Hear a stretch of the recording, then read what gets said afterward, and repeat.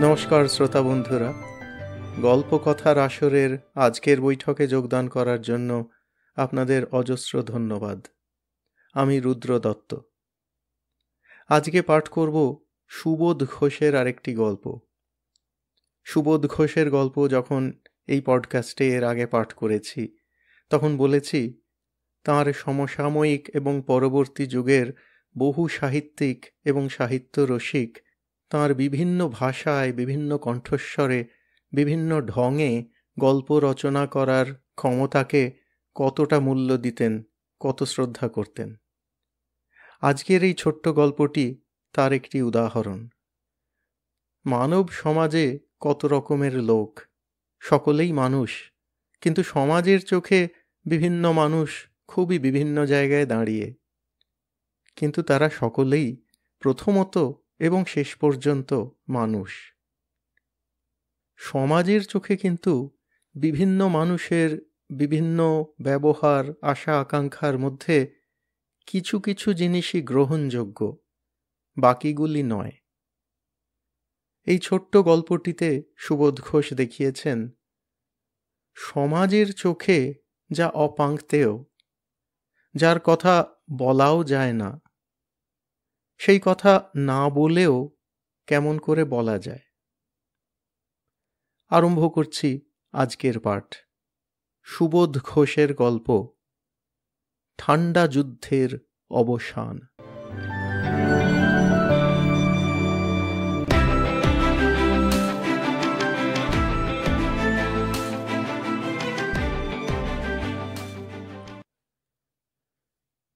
স্টেশনটার নাম বললে প্রায় সকলেই বুঝে ফেলতে পারেন কলকাতা থেকে কত দূরের আর কোন জায়গার কথা বলা হচ্ছে।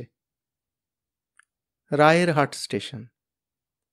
এই স্টেশন থেকে প্রায় মাইল খানেক ফাঁকা পথের দূরত্ব পার হয়ে যেতে পারলে একটা শহুরে ভিড়ের কাছে পৌঁছানো যায়, একটা বাজার। সেই বাজারের চেহারা দেখলেই বোঝা যায় নিকটে নিশ্চয় খুব বড় না হোক মাঝারি রকমের একটা শহর আছে, এবং সে শহরে সবই আছে: আদালত, কাছারি, হাসপাতাল, সিনেমা হাউস আর কলেজ। বাজারের কাছে এসে দাঁড়ালে আর এদিকে ওদিকে তাকালে রাস্তাগুলির চেহারার সঙ্গে সঙ্গে নামগুলিও চোখে পড়বে: কলেজ রোড, হাসপাতাল রোড ইত্যাদি। এত দূর থেকেও শোনা যায় সিনেমা হাউসের লাউড স্পিকার গলা ফাটিয়ে বিজ্ঞাপনী গান গাইছে।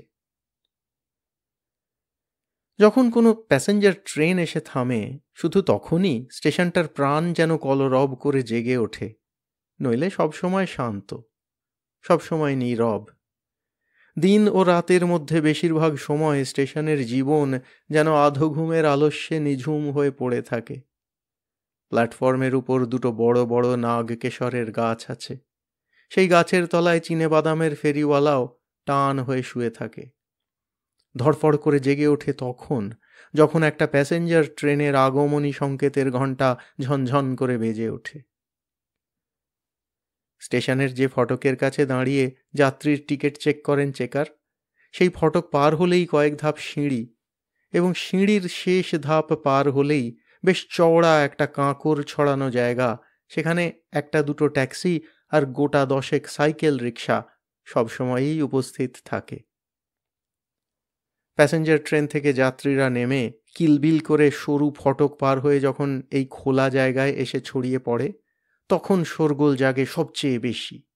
সব ট্যাক্সি আর সব সাইকেল রিক্সার হর্ন একসঙ্গে বাজতে থাকে, সেই সঙ্গে হাঁক আর চিৎকারও চলতে থাকে। এই যে আসুন স্যার, এই যে বুড়ো মা, এসো গো বাবু, বাজারে যাবেন 3 আনা, টাউন যাবেন 4 আনা। ট্যাক্সি বলে চলে আসুন, টাউন পর্যন্ত 1 টাকা। সব সাইকেল রিক্সাই যাত্রী পেয়ে যায়, ট্যাক্সিও বাদ যায় না, কারণ প্রায় প্রত্যেক প্যাসেঞ্জার ট্রেন থেকে এমন 2-4 জন যাত্রী নামেন যাঁরা ট্যাক্সি চড়তেই ভালোবাসেন আর 1 মাইলের জন্য 1 টাকা দিতে কিছুমাত্র আপত্তি করেন না। সাইকেল রিক্সাগুলি দুটি সারিতে মুখোমুখি হয়ে দাঁড়িয়ে থাকে। এই সারিতে ভাগ্যলক্ষ্মী, কত মজা, পক্ষীরাজ, জয়মা কালী আর মন রে আমার। ওই সারিতে চল রে চল, সুখ শান্তি, উর্বশী, আশীর্বাদ আর প্রাণারাম। তাছাড়া এই সারিতে ভাগ্যলক্ষ্মী আর ওই সারিতে আশীর্বাদ সবসময়ই মুখোমুখি, যেন পরস্পরের দিকে একটা আক্রোশের আবেগ নিয়ে দাঁড়িয়ে থাকে। ভাগ্যলক্ষ্মীর নিতাই আশীর্বাদের রামচরণের দিকে চোখ রেখে আস্তে আস্তে বিড়ি টানে, আর আশীর্বাদের রামচরণ ভাগ্যলক্ষ্মীর নিতাইয়ের দিকে আড় চোখে তাকিয়ে ছোলা চিবোয়। আরও তো 8টা সাইকেল রিক্সা আছে, কিন্তু তাদের মধ্যে এরকম কোনো রেষারেষির ভাব নেই। করালি, ভানু, সিদ্দিক, গিরধারী এবং আরও সবাই আশ্চর্য হয়ে যায় ভাগ্যলক্ষ্মী আর আশীর্বাদের মধ্যে এরকম টকরাটকরি কেন। বোঝা যায় না কেন নিতাই ওরকম কটমট করে রামচরণের দিকে তাকায়, আর রামচরণই বা কেন ওভাবে ঠোঁট কামড়ে নিতাইয়ের দিকে বিশ্রী একজোড়া আক্রোশের চোখ তুলে তাকিয়ে থাকে। এটা একটা রহস্য। রোজগারের দিক দিয়ে কেউ কারো চেয়ে কম নয়। একটা সপ্তাহ যদি কারো রোজগারে কিছু কমতি হয়, তবে আর একটা সপ্তাহে সে কমতি পুষিয়ে যায়। গঙ্গা স্নান করবার জন্য যেদিন যাত্রী নামে বেশি, সেদিন হয়তো নিতাই একটু বেশি রোজগার করে, কিন্তু তারপরেই একটা মেলার দিনে রামচরণের রিক্সাই বারবার ভাড়া নিয়ে ছুটে ছুটে যায় আর আসে, এবং সব রিক্সাওয়ালাই বুঝতে পারে আজ রামচরণই টেক্কা দিয়েছে, নিতাইয়ের চেয়ে অন্তত 1.5 টাকা বেশি রোজগার করেছে রামচরণ। নিতাই আর রামচরণ দুজনেরই বেশ হট্টাকট্টা চেহারা। দুজনের মধ্যে সত্যিই একদিন যদি একটা হাতাহাতি বাঁধে, তবে কে জিতবে বলা যায় না। নিতাই পরে ছিটের কামিজ আর ধুতি, আর রামচরণ পরে গেঞ্জি ও হাফ প্যান্ট। বয়সের দিক দিয়ে কেউ কারো চেয়ে ছোট বড় মনে হয় না। কতই বা বয়স, ভানু আর সিদ্দিকের চেয়েও কম। বড়জোর 20-21 হবে নিতাইয়ের বয়স, আর রামচরণ বড়জোর 20.5 বা 21.5। যতক্ষণ স্ট্যান্ডের ভিতরে এই দুই রিক্সা দুই ভিন্ন সারির মধ্যে দাঁড়িয়ে পরস্পরের মুখের দিকে তাকিয়ে থাকে, ততক্ষণ যেন একটা নীরব উদ্বেগ সহ্য করে দুই রিক্সাই। ভাগ্যলক্ষ্মীর নিতাই বারবার স্টেশনের ফটকের দিকে তাকায়, আশীর্বাদের রামচরণও তাকায়। কিলবিল করে যাত্রীর দল ফটকের মুখ থেকে বের হয়ে এদিকেই এসে ছড়িয়ে পড়ে, এমনকি সামনে এসেও দাঁড়ায়। কিন্তু না নিতাই না রামচরণ, দুজনের কারো চোখের দৃষ্টিতে বা আচরণে ভাড়া নেবার আগ্রহ চঞ্চল হয়ে ওঠে না। ওরা দুজনেই যেন বিশেষ একজনের শুভাগমনের ছবি দেখবার আশায় চোখ তুলে ফটকের দিকে তাকিয়ে থাকে। সে আসছে বোধহয়, কাল তো এই 10টা 5-এর ট্রেনেই সে এসেছিল, আজ কি তাহলে আসবেই না? ফটকের কাছ থেকে চেকারের মূর্তি যখন সরে যায়, যখন শেষ যাত্রীকেও ফটক পার হয়ে চলে আসতে দেখা যায়, তখন দুজনেই হাঁপ ছেড়ে একসঙ্গে নিশ্চিন্ত হয়। সে আসেনি। দুজনেরই উদ্বেগের প্রতিযোগিতা যেন শান্ত হয়ে যায় এবং সামনের যাত্রীদের উপর চোখ পড়ে। এবং তখনই যাত্রী নিয়ে উল্লাসের সঙ্গে ছুটে চলে যায় ভাগ্যলক্ষ্মী সোজা বাজার, আর আশীর্বাদও যাত্রী নিয়ে ছুটতে থাকে বাজার ছাড়িয়ে একেবারে টাউন পর্যন্ত। ভানু, সিদ্দিক আর গিরধারী আশ্চর্য হয়। নিতাই আর রামচরণ দুজনের কেউ কারো অজানা নয়, বরং এই দুজনের মধ্যে যে কত গলাগলি ভাব, হাসাহাসি আর মাখামাখি ছিল, তাও সকলেই একদিন দেখেছে। বেশি দিন নয়, এই বোধহয় 6 মাস হবে। কে জানে কেন দুজনের মধ্যে এমন একটা নীরব রেষারেষির ভাব দেখা দিল। আজকাল দুজনের কেউই কারো সঙ্গে একটা সাধারণ কথাও যেন বলতে চায় না, অথচ 6 মাস আগে এই ভাগ্যলক্ষ্মী আর আশীর্বাদ দুজনেই এক সারিতে পাশাপাশি দাঁড়াতো।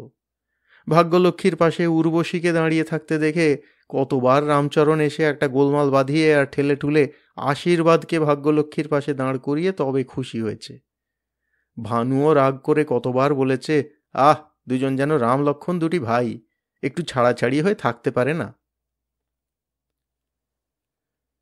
রোজই নয়, তবে সপ্তাহের মধ্যে অন্তত 3টে দিন এই রায়েরহাট স্টেশনেই কোনো না কোনো প্যাসেঞ্জার ট্রেন থেকে নামে একটি মেয়ে।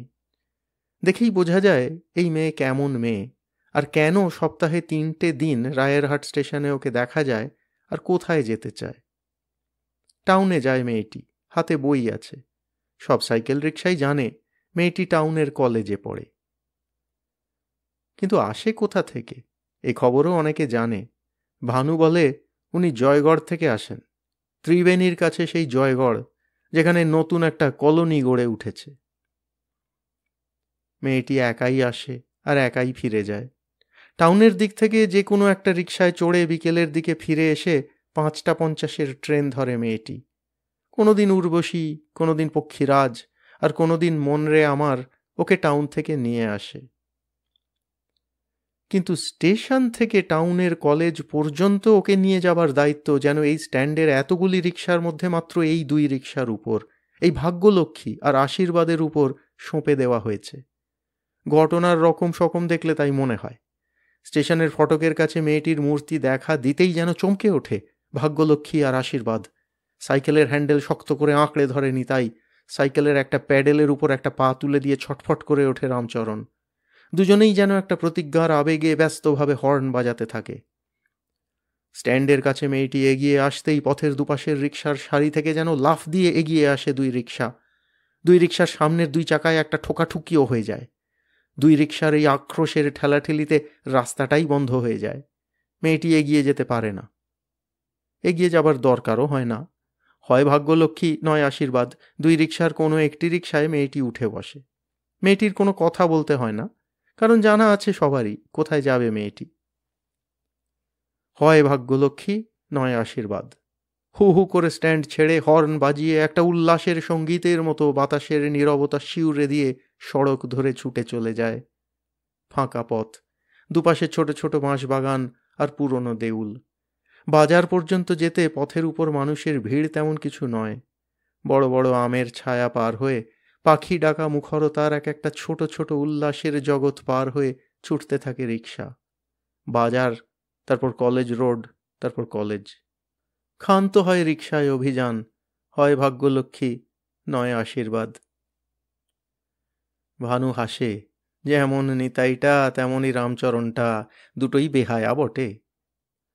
সিদ্দিক খৈনি মুখে দিয়ে হাসে, দুটোরই মাথা খারাপ হয়েছে। হ্যাঁ, সত্যিই হঠাৎ যেন মাথা খারাপ হয়েছে।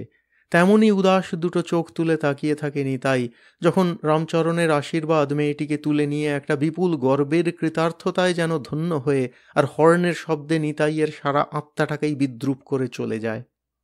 অনেকক্ষণ চুপ করে দাঁড়িয়ে দেখতে থাকে নিতাই, যেন ক্ষণিকের মতো সব খাটুনির জোর আর রোজগারের জেদ ভুলেই গিয়েছে নিতাই। রামচরণেরও চোখে মুখে এই রকম মাথা খারাপ অবস্থা দেখা যায় যখন ভাগ্যলক্ষ্মীর কোলের উপর চড়ে বসে মেয়েটি।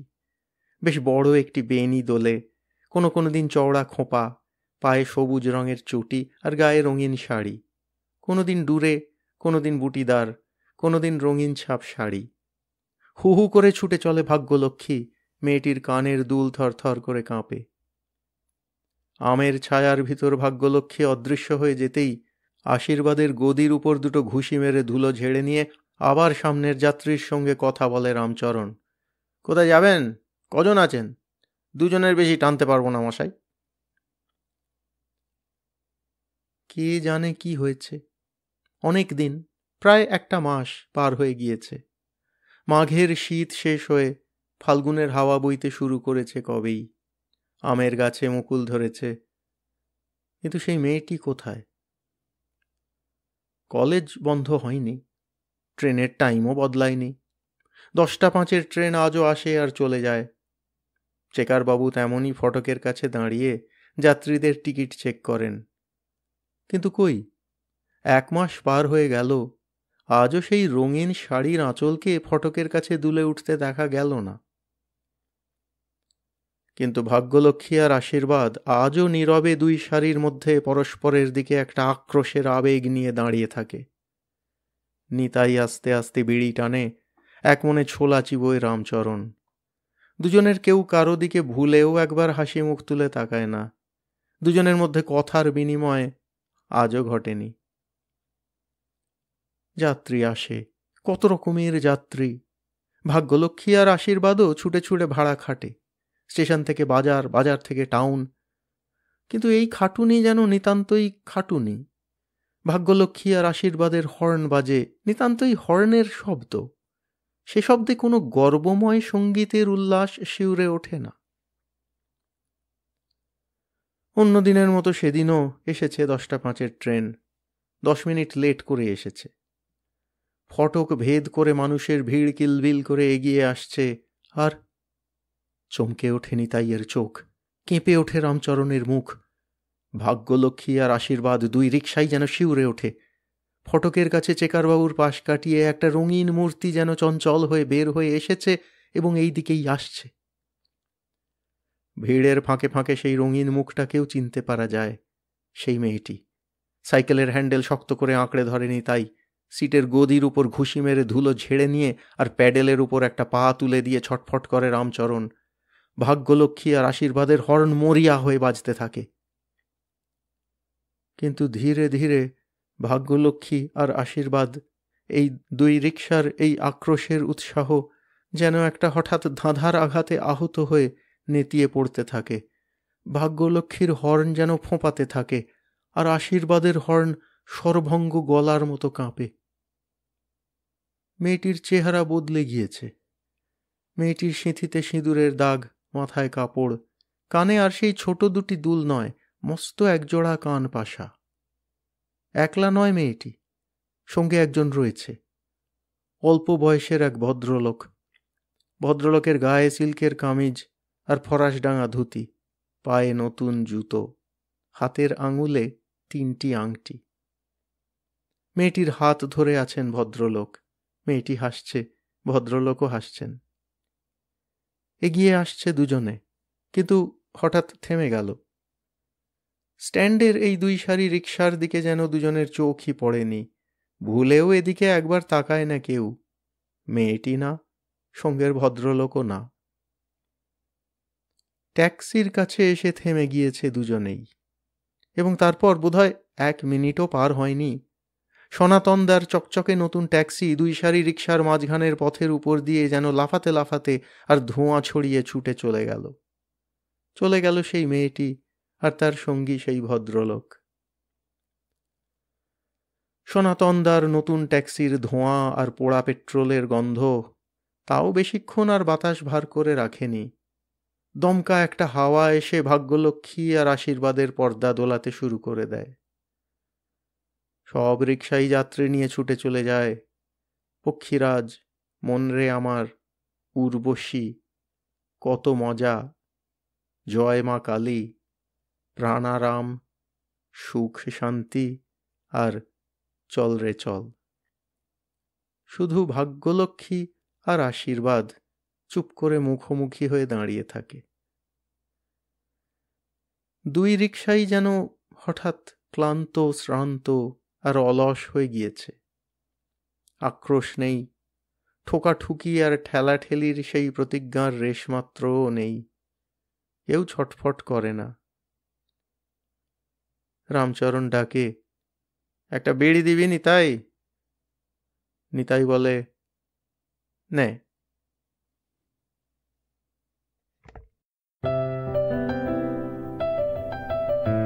আপনাদের মতামত আমাদের জানাতে ভুলবেন না কিন্তু শ্রোতা বন্ধুরা। আমাদের ওয়েবসাইট golpokothar.org, GOLPOKOTHARASOR.org।